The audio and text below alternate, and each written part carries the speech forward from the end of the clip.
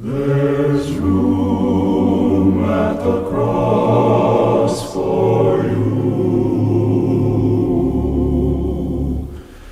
There's room at the cross for you. Though millions have come, there's still room for one.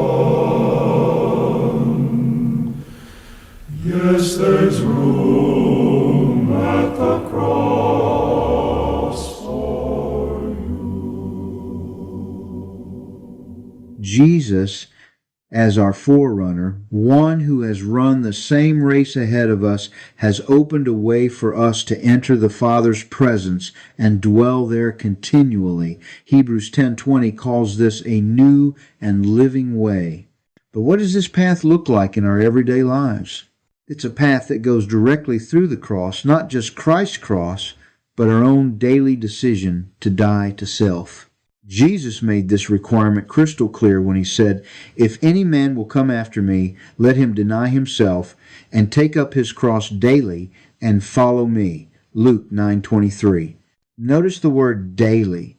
This isn't a one-time decision, but a continuous choice. Paul understood this when he testified in Galatians 2:20, "I am crucified with Christ. Nevertheless I live. Yet not I, but Christ liveth in me." He described it in 2 Corinthians 4:10 as always bearing about in the body the dying of the Lord Jesus. This was the secret to Paul's extraordinary life and effectiveness in God's kingdom. What does dying to self actually look like? Jesus exemplified it perfectly. He never pleased himself, not even once. As it is written, even Christ pleased not himself. Romans 15, verse 3. To please oneself is the essence of all sin. To deny oneself is the essence of holiness. A dead person doesn't fight for their rights. They don't seek revenge. They aren't concerned with their reputation. They cannot harbor hatred or bitterness toward anyone. When we die to self, we release our grip on these natural human tendencies and allow Christ's nature to live through us instead. Jesus used powerful parables to illustrate why we struggle with this concept. He spoke of those trying to patch an old garment with new cloth, an exercise in futility. What's needed isn't repair but replacement. Similarly, he taught that making the tree itself good was the only way to produce good fruit. The lesson is clear. Our old nature cannot be improved or reformed. God's verdict on the old self is crucifixion. As Paul tells us in Romans 6, verse 6, "For our old man is crucified with him." Our responsibility is to agree with God's judgment, put off the old self, and put on the new.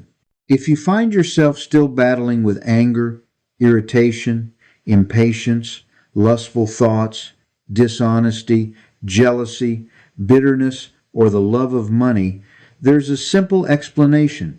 You've been avoiding the way of the cross. The way of the cross isn't popular in our self-affirming culture, but it remains God's prescribed path for spiritual growth. Like all provisions God has made for our spiritual development, dying to self is something we need daily if we want to make genuine spiritual progress. Today, I invite you to embrace this new and living way that Jesus opened for us. It paradoxically comes through death to self, death to our rights, death to our preferences. But on the other side of this daily dying is the abundant life Jesus promised. His life flowing through us unhindered, transforming us and touching others around us. What might change in your relationships, your thought life, or your priorities if you truly died to self today? The invitation stands. Deny yourself, take up your cross daily, and follow him. This is the path to true freedom and spiritual power.